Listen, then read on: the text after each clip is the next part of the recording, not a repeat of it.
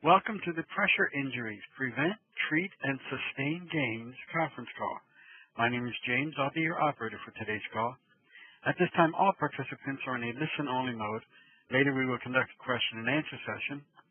During the Q&A session, if you have a question, please press star 1 on your phone. And I'd now like to turn the call over to Toni Kettner. Toni, you may begin. Thank you, James. Welcome to everyone who's joining the call today. I'm Toni Kettner from Wisconsin, and I'd like to thank our partners in the Lake Superior Quality and Innovation Network for joining us today, and that would be Stratus Health from Minnesota and Empro from Michigan. So welcome again to everybody. We're so excited to have Joyce speaking today. And with that, I'd like to introduce Joyce Black. Joyce is a PhD RN and is a professor in the College of Nursing at the University of Nebraska Medical Center in Omaha, Nebraska. She teaches senior-level nursing students in intensive care nursing, teaches advanced pathophysiology, and supervises the research activities of graduate students. Dr. Black has had years of clinical experience as a medical surgical nurse at St. Mary's Hospital in Rochester, Minnesota, which is affiliated with the Mayo Clinic. Her clinical practice has included orthopedics, critical care, burn care, respiratory diseases, wound care, and plastic surgery. She is the past president of the National Pressure Ulcer Advisory Panel. Dr. Black served as the co-chair of the task force to define deep tissue injury and the task force to update the definitions of the stages of pressure ulcers. Dr. Black received the Koziak Award from NP-UAP this year for her work in deep tissue injury. Dr. Black, it's my honor to present you today. Thank you so much. Thank you very much, Toni. I am certainly very gratified to be asked to present this material to all of you. I'm pretty passionate about pressure injuries. I hope if you're not, well, I can't imagine you're not, but if you're equally passionate about lots of other things that you have to deal with, I'm going to try to drag you over to my side of the field. So what we're going to talk about today are the aspects of pressure injury prevention that I see as sort of sore spots, if you will, and that's an intentional play on words there, in long-term care. Where do I see some of the gaps, and what do I think you can do to fill the gap to prevent them? Then we're going to talk about treatment of pressure injuries. And again, where do I see the bumps in the road of what we could do better in the long-term care area? And then in order to sustain the gains and maintain a system of quality, I'm going to spend some time with you on root cause analysis at the very end. So that's the track we're on. And if we could get started with the next slide. Thank you. Okay, Jill. So, did it go? Yes. Perfect. Okay, perfect. I figured. Okay. The admission assessment, of course, is considered to be a very crucial aspect of the care of the resident coming into long-term care, or skilled, or rehab, or an LTAC, or whatever. I want you to make sure by doing a bit of a chart audit that skin assessment is accurate. And it's troubling to me when I see a document that simply has a circle on the buttocks somewhere, and the word D-cube is written, or stage 2 is written, because I don't know where it is, and it's going to be important to you when the plan of care gets developed, where it is, because you want to keep the pressure off of it. The other word that gets used a lot is the word excoriation, and actually the word excoriation means to scratch. I don't think that's what anybody means, as it's a bunch of linear wounds on the skin from somebody scratching with nails. I think they mean it's areas of denuded skin, but it doesn't mean anything. And so if you can help your staff to work on, is it from incontinence? If it's multiple ulcers, it's probably from incontinence. If it's a single wound, then it more likely is not incontinence. If the skin is showing early signs, like a stage 1, what's done? What's done for the patient? Because as we get into prevention, even if it's a stage 1, I don't want the staff to think, well, that's no big deal. I want them to recognize that if we can reverse this, we should reverse it, and therefore they need to get the patient off of it. And then on admission, is the resident able to see the wound? Sometimes, sometimes not. Is the family or POA shown the wound? Sometimes, sometimes not. So they don't always understand that you may have inherited this problem from the previous facility and you're going to try to heal it. An approach that's becoming more popular across the United States is something called 4 eyes in 4 hours, which means that 2 people examine the patient's skin. Not one nurse with glasses, but 2 people examine the patient's skin within 4 hours of admission to the facility. The idea being that we've got to see these people as soon as we can to catch the pressure injuries as soon as we can, and then go from there. Next slide, please. If you have high-risk residents that are coming into your facility, you need to do more than an admission skin assessment and then put them into a 7-day skin assessment profile, which is fairly common. So who's the high-risk resident? Somebody who's coming from a hospital, especially if they've been critically ill or they've been in surgery, because we know that nationwide, about 40% of pressure injuries occur during surgery itself, and about 40% of them occur during a critical care stay. So that's a very high-risk group. Another high-risk group are those people that have tibial fractures, fibular fractures, edema, braces for foot drop. They're wearing these external products. So in the list, elastic stockings, splints, bivalve cast, braces, they all come off, and that is the core point for your staff. All of these things are able to be removed from the patient's skin and should be removed mandatorily twice a day. Many times physicians will write orders that if the patient's at bed rest, they don't need this device. They use it for, weight bearing while they walk. So be sure those things come off and people look at the skin underneath them. If the patient's had an injury to or surgery on the leg, so a total knee replacement, total hip replacement, those kinds of things will put that single leg at risk. And, of course, if they have peripheral vascular disease, they have hairless legs, thick nails, weak pulses, that's probably most of the group you see. Their leg is at high risk. The other high-risk group is the person who develops a deep tissue injury. And what we know about DTI is that 48 hours lapses from the time that the pressure is applied to the skin before the skin turns purple. And so you can see the glitch here. You can see that, if you sent a patient off to the ER last night for some significant change in condition, and they're in the ER for a while, and they develop a DTI in the ER, it's not going to show up for 48 hours from that time. So if they come back to you 36 hours later, the skin still looks fine, and then this purple spot appears. And you probably aren't assessing them any more often. You're not going to see it till you get to the week mark for skin assessment. Next slide. So jumping from skin assessment to risk assessment. I know that most of you use the Braden scale, and the Braden scale is very predictive in long-term care and rehab. In fact, it was in rehab that Barbara Braden wrote it. So it's really targeted quite well to that group of residents. But I want you to start auditing the charts and saying, is it accurate?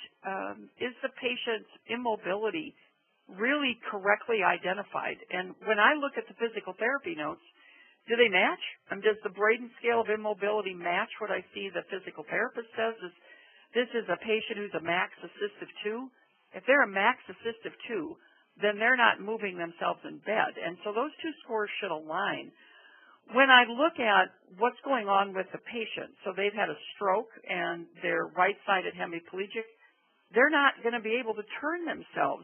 They don't have the power to turn themselves, particularly if they're coming into your facility for rehab. So is that an accurate assessment? Is the malnutrition accurately identified? If I look at the nutrition subscale of Braden and I compare it to the nutritionist notes, what am I seeing about appetite and weight loss and food consumption? Sadly, what I hear when I consult with some long-term care facilities is simply a paper compliance thing, that people fill it out just to get past that, either in a paper document or on an online document, and they really don't consider it to do anything at all, that they just do the same things for every resident, and it's not driven by the Braden scale. That's a problem. If I see or hear that people are still using the total score of Braden to drive care, that's a problem. You're going to miss some people. So let's say that you make your care plans on pressure injury prevention come when the Braden is 17. Well, if the Braden is 17 because the patient's immobile and inactive and somewhat confused, that care plan is going to be very focused on repositioning and the mattress and elevating the heels off the bed. If the patient's Braden is 17 because they're malnourished and incontinent, that care plan doesn't need to have anything about mattresses and turning and repositioning. That care plan needs skin care and nutritional support.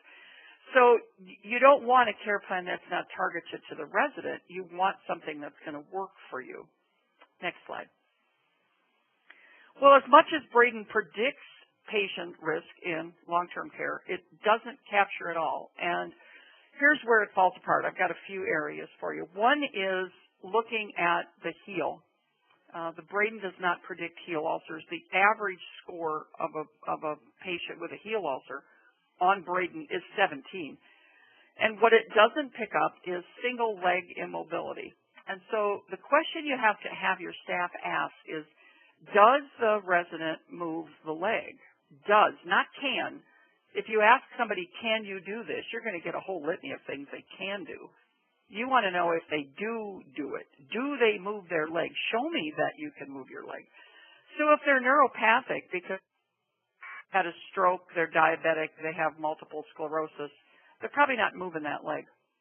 If they have peripheral vascular disease, PVD, diabetes, those things, then they're not going to feel the need to move the leg. Very common problem in the aged. We've talked about braces, splints, and stockings. I also want you to think about the Jerry chairs that you may use, the recliners that people sit in, and the bottom picture, what you're looking at, you may have called this recliner butt. I mean, we did for a long time.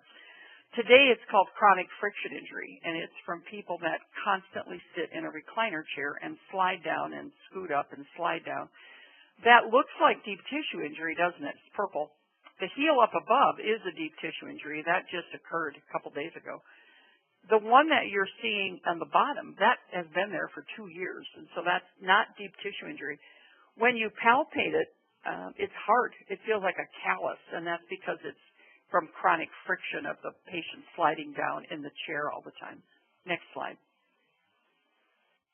Another area that Braden doesn't pick up is dialysis.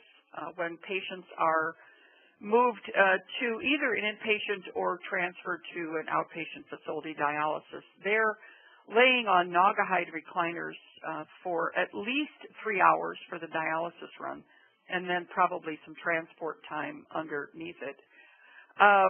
The piece that factors into this is the dialysis nurses are not going to move this patient.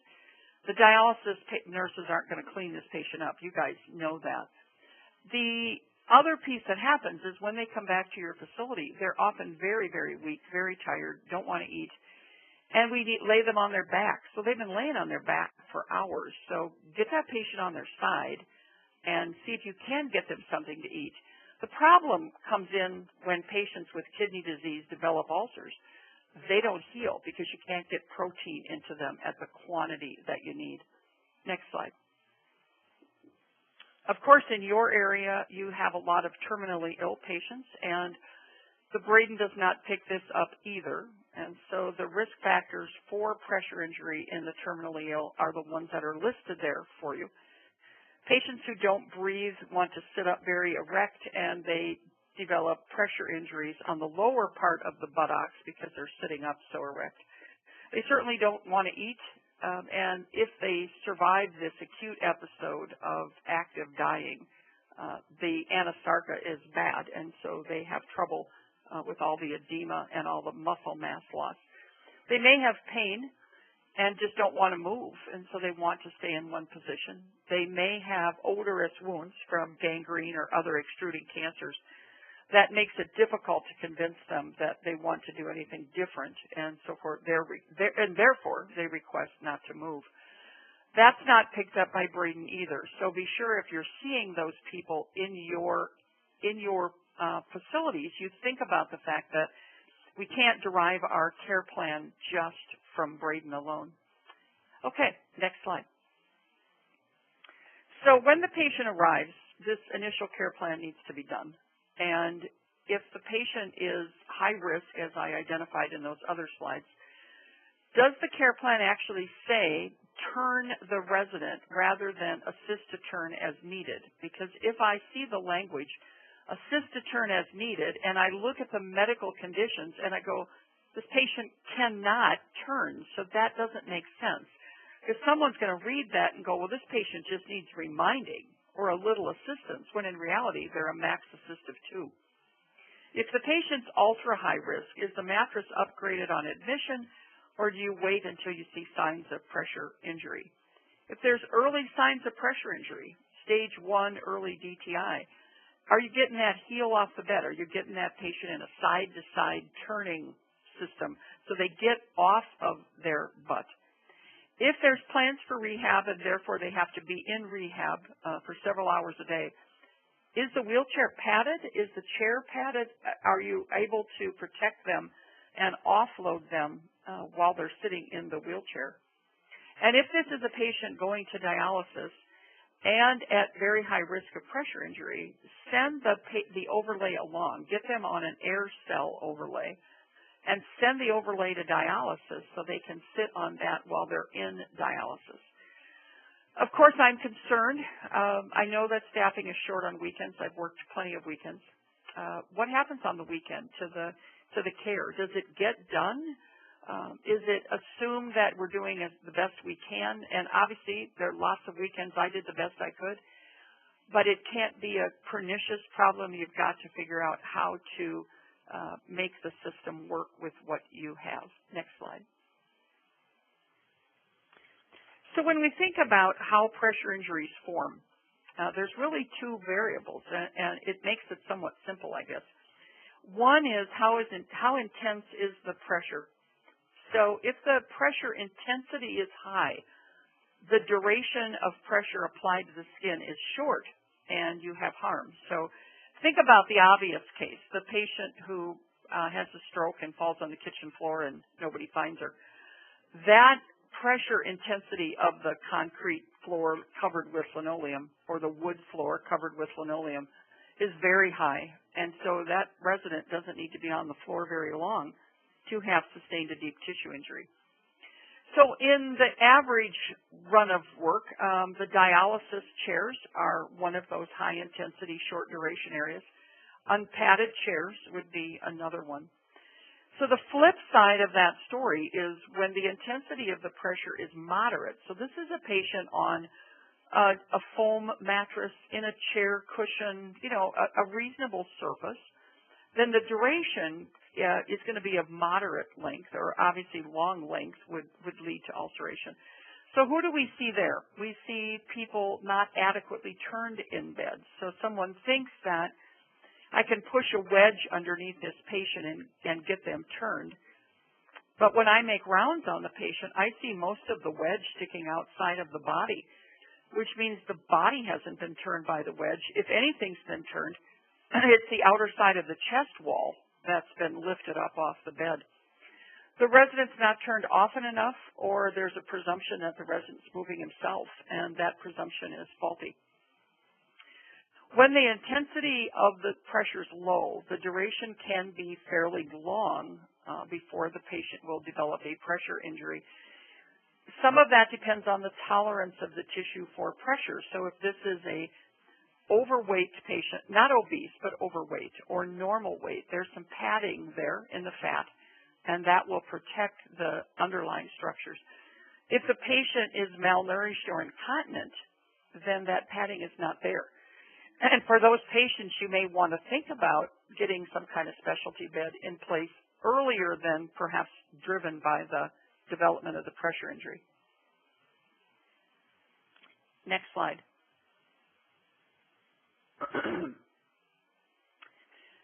So one of the questions that comes up a lot is how often do we have to turn people? Because the standard of care for a long time has been to turn people every 2 hours.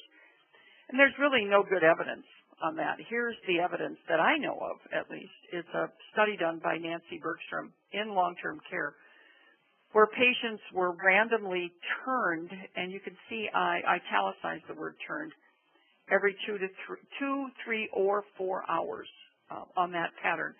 And these people were turned. They weren't simply repositioned in bed. They were actually turned. So their face is looking at something different. Adequate numbers in the study placed on foam mattresses to start with. And there's our outcomes. There's the turning the pressure injury rate based on the frequency of turning. And you can see that the best outcome was actually at 3 hours of 0.6% developed pressure injuries. Every 2 hours was 2.5%. Why the difference? Lots of variables could factor into that. One would be if the staff are short-handed or short on time, the Q2-hour turning schedule may be more than they can accomplish, and they're not getting it done well. If you change it to 3 hours and you teach them how to turn people properly, you might get better compliance and you might get better adherence to the proper way to turn people. Next slide. So I've been alluding to this idea of what you might call the adequacy of turning. And this is where I want to take you. What we know to be a common position for residents, in fact, every institutionalized patient, is in bed with the head of the bed up 30 degrees. I have no idea why they all have to be positioned that way, but it seems like everybody is. When the head of the bed is up at 30 degrees, the pressure is applied to the sacrum in those patients. So the patient has to be turned in a way that gets the pressure off of the sacrum. And what we were taught was to turn people laterally to a 30-degree angle. Well, you can turn a head of bed elevated patient 30 degrees laterally. It's not easy. It's easiest if they're flat, but you can turn them when the head of the bed is up. You just have to make sure that you use your hand to check to make sure that the sacrum, the bone, is off of the bed, and that way you know you've adequately turned them. Well, the use of pillows very seldom gets people up to 30 degrees and holds them at 30 degrees because the weight of the body collapses the pillow. And wedges work pretty well. I've got an example of a wedge in the picture. I'm positive you know what wedges are, but they only work if you get them under the body enough to lift the body to 30 degrees lateral. So in most patients of normal weight and size, you should not see much of the wedge at all. If this person is very thin and very, very small frame, you might see more of the wedge, but an average person, there shouldn't be a lot of wedge visible when you look at that patient. Next slide. So what you're looking at is a pressure map on the left, and you're looking at the buttocks of a patient who's in bed. And you can see, I hope you can see, that the colors change. So the blue and green are fairly modest pressures. In fact, they're not dangerously high at all. But the red and orange are areas of great concern. Pressures are extremely high. That's where pressure is when a patient is 30 degrees head of bed elevated. That's the sacrum. There's the wound on the other side. That is a wound that developed on the upper part of the sacrum from a patient being positioned at a 30-degree head of bed elevation. And I think you can see the undermining in the picture, and you can, of course, see what will be the extensiveness of that wound as the denudement around the tissues. So we know that pressures are on the sacrum, 30 degrees, head of bed elevated. What we need to make sure is our staff gets the patient turned off of that area well enough to keep the pressures down. Next slide. I like pressure mapping. It tells me a lot. So what you're seeing in the pressure map on your left is pressures of a patient who's been turned but not turned adequately off to one side. So you can see this patient is lying on their left side. So somebody has shoved a wedge under them on the right side. And I would bet that the wedge is up there by the shoulders and down at the hip or at the butt, because I can see that the pressures are still there, even though they're green and yellow, it's still there. and the pressure's now on the side of the butt and up on the shoulder. The patient in the middle actually belongs to the map on the right-hand side of the screen. That's a patient who was unable to be repositioned, medically unable to be repositioned. And that's the deep tissue injuries that formed. And so these maps, I should have said this on the last slide, these maps are not of these patients. These maps are of patients in those positions with accompanying pressure injuries from other patients, just to demonstrate the difference. So the map that you're seeing on the right is a patient whose head of bed is up closer to 45 degrees. You can see there's very little pressure up on the torso because the patient has lifted their torso up off the bed a little bit. And yet the deep tissue injury is pretty intense. Look at the intensity of the pressure on the lower part of the buttocks, matching the pictures that you see in the slide. Next slide. So documentation. I know that documentation in long-term care does not have an expectation that you document every time you turn the patient. But if this patient's a high-risk patient, it is very difficult to try to figure out what the CNA meant when the CNA records on their sheet that this patient was assistive to all shift. It doesn't say they were turned. It just says how much help they needed. So be sure that your nurses document in their narrative summaries that the patient was turned. It doesn't need to be every 2 hours or every 3 hours. It just needs to occur often enough so that you are convinced and I am convinced that it was actually done. There are still facilities that use charting by exception. I'm hoping that you have discarded this method of charting because it is very, very difficult to figure out what actually happened. Because if you believe in charting by exception, let's say you really believe that this is a real deal, then why do you chart vital signs if they're normal? Why do you chart a physical assessment if it's all normal? And yet the thing that's not charted, well, at least in the records I review, is turning and repositioning. So hopefully you can rethink that. Ask your staff nurses to document that the patient was turned. Because what I hear from them is they make rounds and see the residents. So they should be able to validate that the turning actually went on. Next slide. We're going to move for just a few minutes through the treatment of pressure injury. I'm not going to give you every little detail in this story, but lead you through some common things that I think would help in the care of patients with pressure injuries in your facility. Next slide. Pressure injuries are a very common chronic wound, and the reason that they become a chronic wound is that the problem that led to the wound never got fixed in the first place. So if this is a pressure injury, the patient is continuing to lie or sit on the wound. I cannot tell you, I'm sure this has happened to you, how many times that you make rounds, you've got a patient with a sacral pressure injury and they're laying on it. And you say to them, you can't lay or sit on a wound that you got by laying or sitting and think it's going to get any better. You have to get off of it. I have to get you on your sides. We'll talk about non-adherence in a little bit.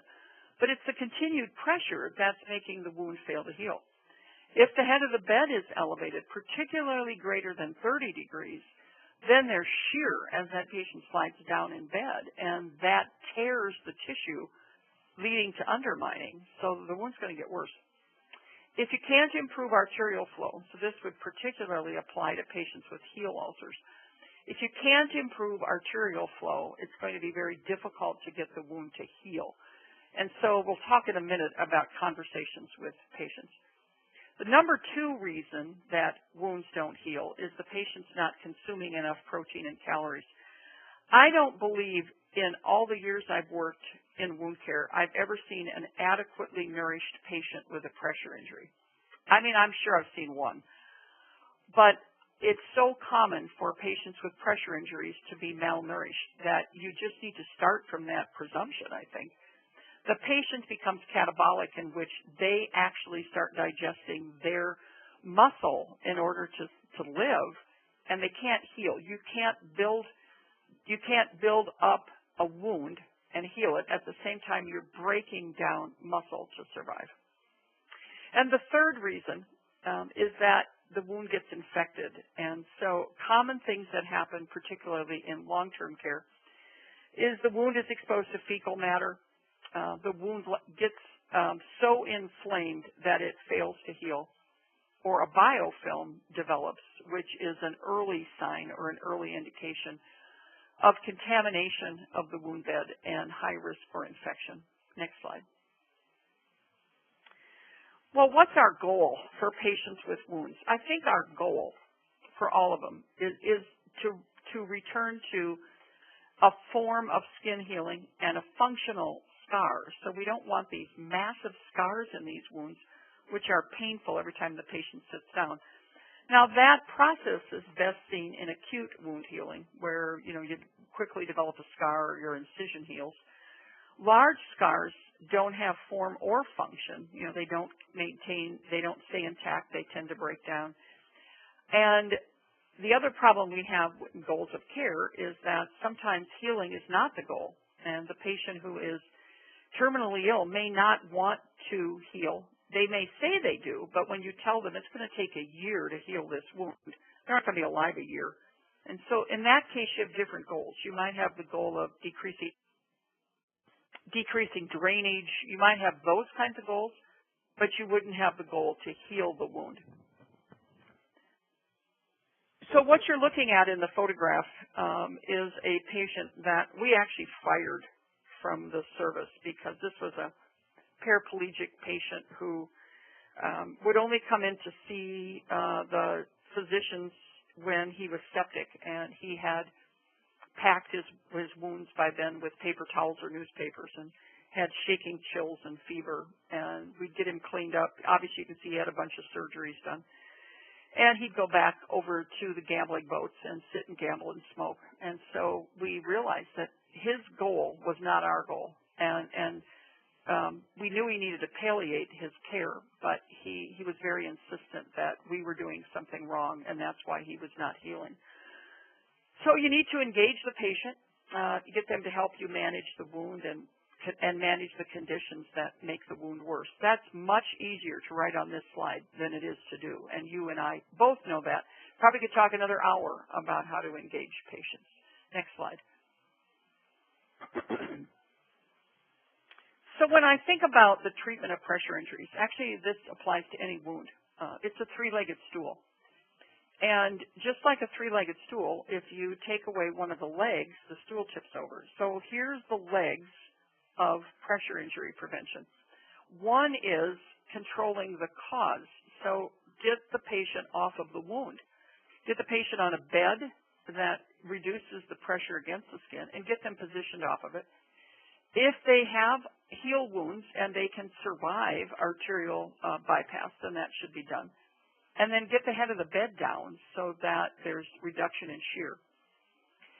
Wound care from the 2014 guidelines is really not a lot different. There's debridements, there's dressings and packings, and then there's topical products. Still a standard not to debride ischemic tissue or debride in malnourished patients. And the reason those statements are true is they cannot heal. So an ischemic patient cannot heal an open wound because they don't have any blood flow. And a malnourished patient cannot heal a wound because they don't have any protein. So if those patients are debrided, you're making a wound worse by debriding. Now, you may be debriding to get rid of odor or get rid of necrotic tissue. I don't have a problem with that. But don't debride to think you're going to make the wound heal if they're ischemic or malnourished. And then nutrition, obviously increasing protein and calories. Only need to supplement with zinc and iron if the patient is deficient in those. You don't need routine zinc and iron supplements. Next slide. Talked about this a fair amount already. I think we can probably go right through this. But when there's continued pressure applied to a wound, the tissue becomes ischemic. The wound gets larger. The healing tissues are killed. And I already asked you that proverbial question of why is everybody's head of bed elevated? They're not all tube bed. They're not all dyspneic. We don't even lay the head of the bed down when they sleep at night. And so I think we need to break ourselves of that habit. Next slide. So how do you get a resident or a patient to stay off of the pressure injury? Well, in some patients, I would say few, to be honest with you. Education works. You can say, this one's not going to heal if you don't get off of it. But wow, if education works, we wouldn't have the problem, right? So you need to consider what is the reason that the person is doing what they're doing. So why? The why questions. Why does the patient continue to want to lie on their back?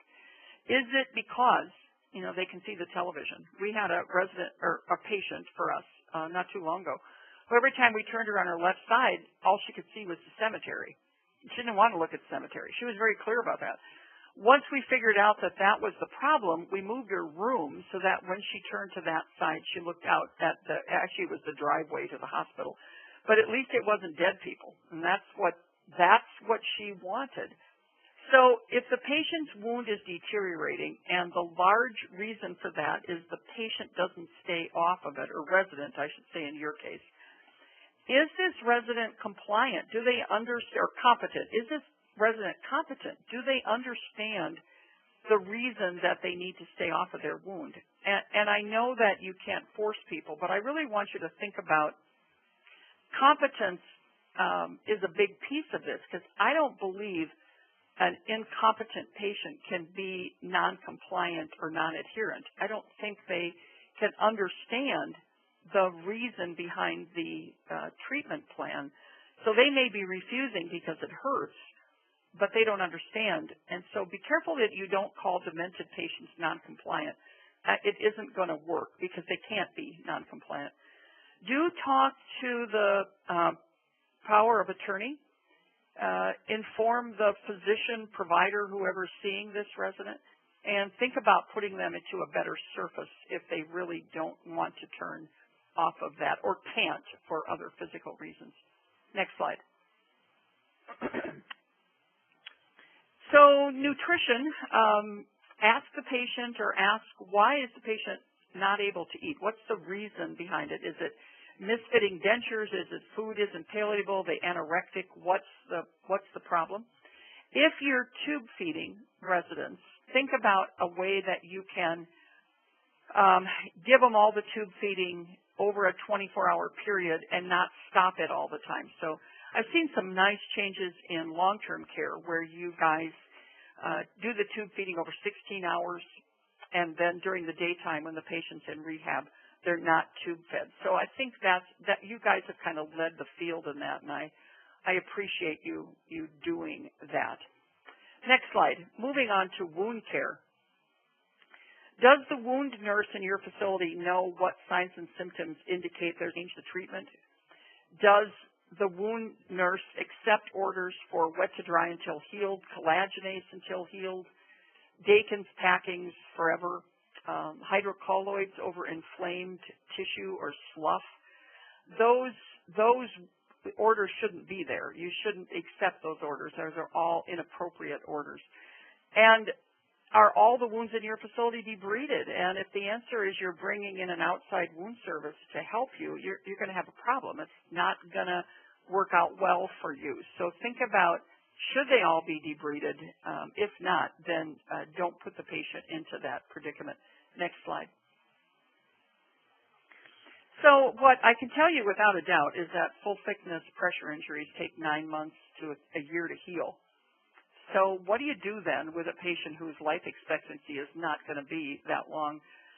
And I think you need to be aware of what the family has heard about this wound. What families say all the time is they were told there was something wrong with the patient, but it was relatively minor, and people expected that it would heal, and they were going to treat it with some kind of salve, is usually what I hear, or some kind of Band-Aid. And so they're operating from the idea that all is well for their family member. Everything is fine, but it's not fine. And they start being consented for debridement, so they have no idea that this wound isn't simply a minor wound. They don't know what they're really doing. And then the patient gets admitted to the ER for sepsis or wound infection, and the family's not even in the circle. They had no idea that this was coming. So the family may not have a skill set to determine the wound is worse. They might have a concern about the wound and start taking pictures of the wound. If the family's taking pictures of the wound, you need to be taking pictures of the wound, because those pictures will be used very, very strongly against the care that you provided. And if you don't have a picture at the same time showing before and after, it's going to be pretty hard to make your case.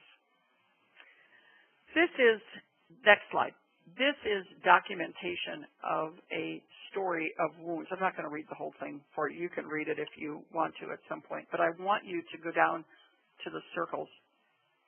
So it says, patient has a large stage 4 Bedou-Koub ulcer with strong odor that has a duoderm on it. Then the part I love, of course, is it says the wound is covered with a slough. And so if you click the advancer, I think you'll get a picture of the slough, and the slough doesn't even know how he got into the wound bed. I mean, pretty telling, isn't it, that we've got to work on doing the right things for people. And, of course, this was a bit of a comedic break, I realize, but I love this one. I love the picture of the sloth. I've got another one coming up for you I think you'll like too. Okay, let's move on. I want to move you briefly through root cause analysis. I presume that some of you are doing these already, so you probably don't need a lot of guidance on this. Root cause analysis looks at the problem going down to the latent roots, and the latent roots are what's going on with the people, with the product, with the system, rather than simply what's going on at the patient or resident level. Next slide. So the principles of RCAs. The goal is to figure out what is happening or what happened in this single case. It's best to be fairly disconnected from the providers. You know, I know that if you and I were working together and I needed to investigate your care, it'd be hard for me because I know you. If you were trying to investigate my care, it'd be hard for you to do that. So becoming as independent or unconnected to the providers is really helpful. It's helpful to put the problem into a sequence of what came first and what came second. But realize as you do these RCAs, it can be pretty threatening to the people around the story. So I'm going to walk you through the steps in an effort to move us along in conversation. I'm just going to walk you through fairly quickly. This is not something that you're going to fully learn by my conversation with you today, but something that you need to take back to your facility if you're not already doing it. Next slide. So the steps to RCAs, you need to define the problem or event. So think about a fall. Fall is a really fairly straightforward RCA. I mean, in fact, some of your facilities reenact the events that led to the fall. That's the best RCA I can think of because you're looking at the equipment, you're looking at the staff, you're looking at what position was the resident found in. It's amazing. I want you to think about that same level of rigor for pressure injuries. So you're defining the problem, you're gathering the data, you're creating a timeline. Resident came in with this, the Braden was this, what was the initial care plan, when did the wound show up? Thinking about the causes, thinking about solutions, and then, of course, if we don't close the loop and monitor the effectiveness, there's no value really to what we did. So here's a case. This is a 64-year-old female who had a total knee done 3 days ago. She's been wearing TED stockings and using sequentials, and this purple heel was found 2 days after admission. So those of you that remember what I said a few minutes ago, deep tissue injury takes 48 hours to show up. So it's highly likely that this patient had intact skin on admission, and equally likely that your facility didn't have anything to do with this wound. But how do we make that case? So we got to find the problem first. Is this a pressure injury? Is this an arterial wound? Is it a diabetic foot wound? When did it start? If you'll flip 2 slides forward. So digging into the roots, what was the condition of the skin on admission? What happens to the RCA if there's no assessment of skin on admission? or if the admission assessment says the skin is intact. Well, it could easily be intact if it was a deep tissue injury. If there's no assessment of skin, particularly of the heel, on admission, we're going to have a problem now, aren't we? Because we really don't know what the story was when the patient came in. Next slide. So looking at the rest of the story, was the Braden accurate? Was there a prevention plan that stemmed from the Braden? However, digging into the roots deeper, those are still only the physical roots, and we need to get further than that. So the next slide, please. So one of the questions I would have in this story is, did this ulcer start during surgery? I mean, she did have a total knee done on that side. So maybe, and this was actually a hospital case, so I started to look at, what happened in surgery. Could it have started there? Not to say that it excuses the whole hospital, but it does help us to understand that the floor nurses didn't have anything to do with this. Next slide. What happened to the patient after surgery? Well, what I found in this story was that our physical therapists were teaching the patient that had a knee done to bend their knee, put their heel in the bed, and push their leg down flat using the heel, to guide it.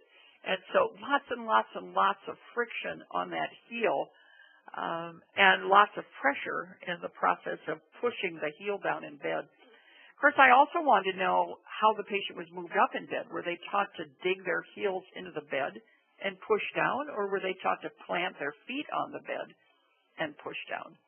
Next slide. So steps 1, 2, and 3 of the RCA are really designed to gather the data and look at and create a timeline. Look at a timeline of what happened when and why did it happen.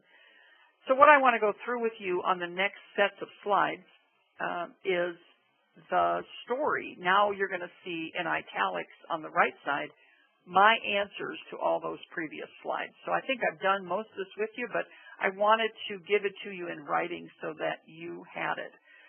So the next slide says, defining the problem. Is this wound a pressure ulcer? Yeah, this is a deep tissue pressure injury. Could be from pressure, or it could be from the TED stocking. It could be from doing leg exercises. Her risk is high. She was a diabetic and she had hypertension, so she probably has peripheral vascular disease.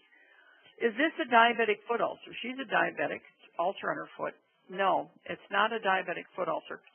By definition, a diabetic foot ulcer occurs in ambulatory patients on the bottom of the foot. So this is not a diabetic foot ulcer.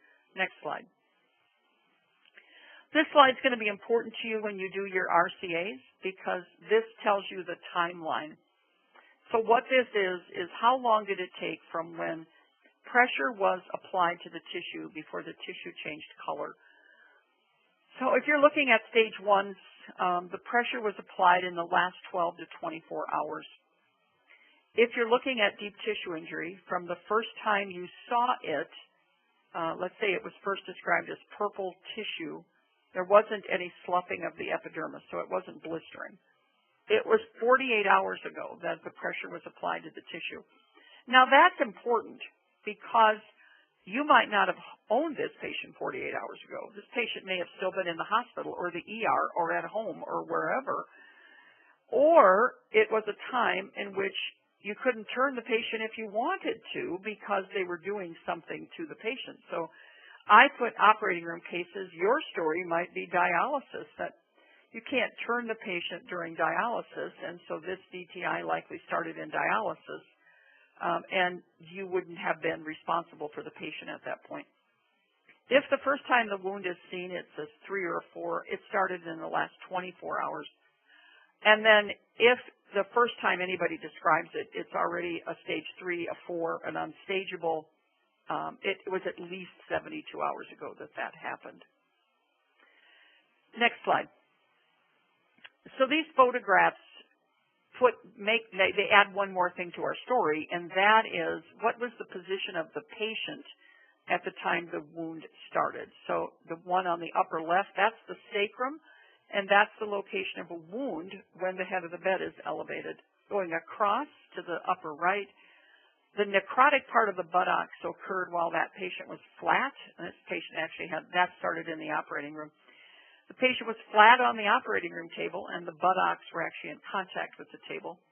The one over to the right of that, where it says HOB up, that's a newer DTI. It's not yet open and necrotic, and it happened because he went to critical care and the head of the bed was up. Well, the bottom left, I didn't put what position this patient was in, but I bet you can tell. Pretty obvious, right? This patient was prone and developed pressure injuries on the face. And the patient on the bottom right, that patient developed that heel ulcer of the upper one, the leg on the top that you see, when the leg was rotated in bed. And so those are important pieces in my story because they help me to figure out when and where that patient was at the time the pressure was applied. Next slide. So we're going to keep digging now. What was the condition of the skin at admission? Well, the skin was intact according to the nurse's notes, and I couldn't tell if the TED stockings had been removed or not. The patient didn't complain of pain. The tech didn't take off the TEDs because the tech thought the nurse was going to take off the TEDs, and the nurse thought the tech was going to take off the TEDs. So my thought was the TEDs never came off in this patient's story. Next slide.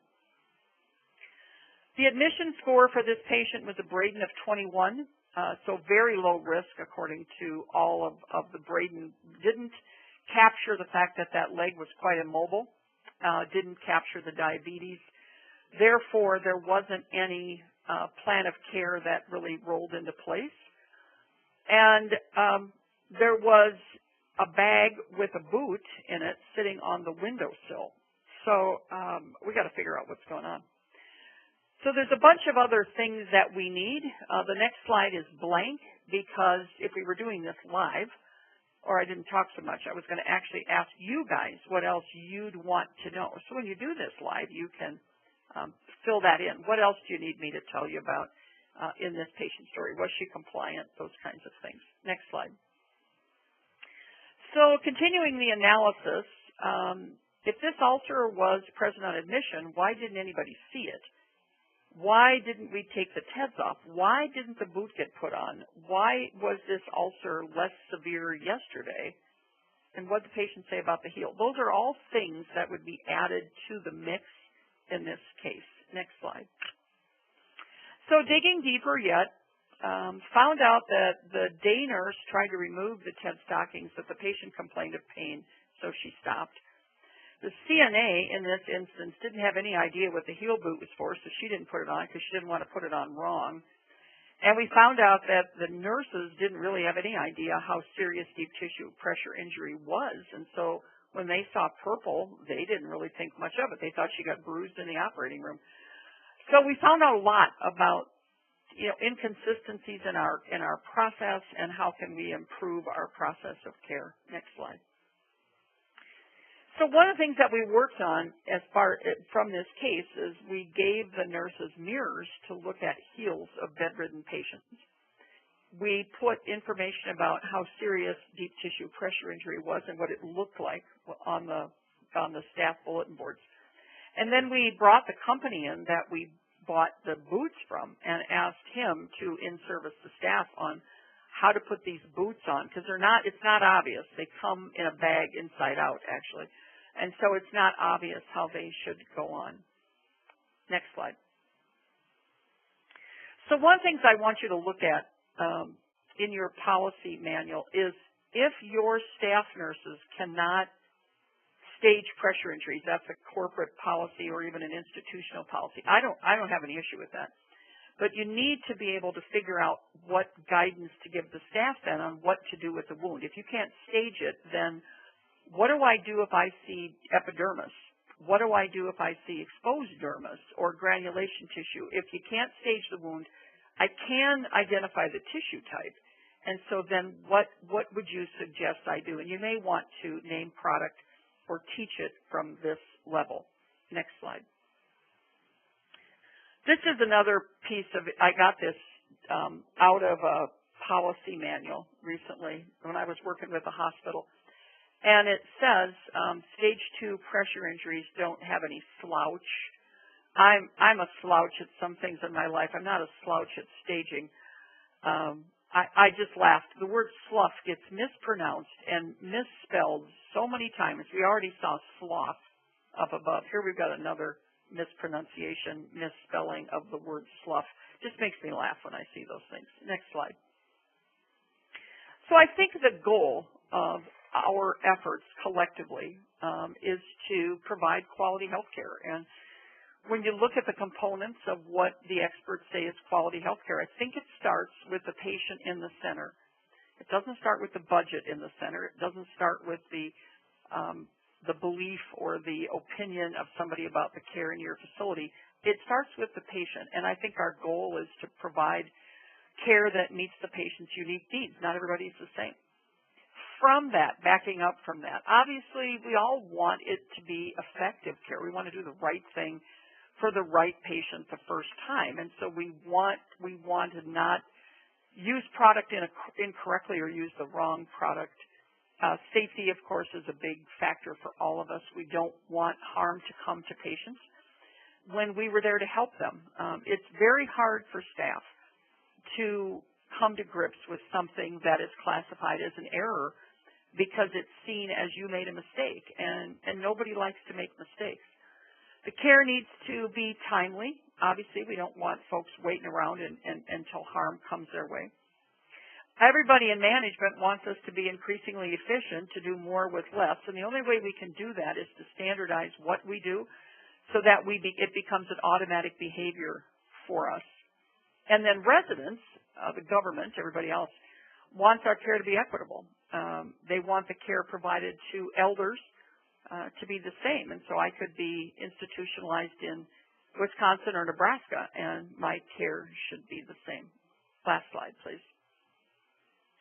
So I think pressure injury prevention stems from getting a good skin assessment and getting an initial care plan based on Braden and some of the other modifiers. The treatment of pressure injury is a three-legged stool. To find your weaknesses, your gaps, your areas for improvement in your system, you need to be deliberate, and you need to use a root cause analysis process so you really get to the bottom of the problem. Otherwise, you don't know where to intervene. Tony, I'm going to turn it back to you. I have time if there's interest in going on for questions. If not, I can take them electronically. But let me turn it back to you. Okay, thank you so much, Joyce. That was a really great presentation and lots of really good practical ideas for everyone.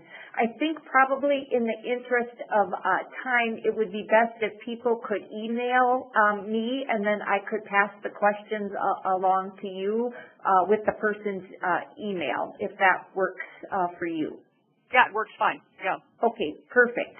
So, again, thank you so much for the presentation today. And again, for the listeners on the phone, if you do have a question, you can email me, Kettner, Kettner, at metastar.com, and I'd be happy to forward those questions. So, again, thank you so much to everyone who joined us, and looking forward to your questions. Thank you. Thank you, ladies and gentlemen. This concludes today's conference. Thank you for your participation. You may now disconnect.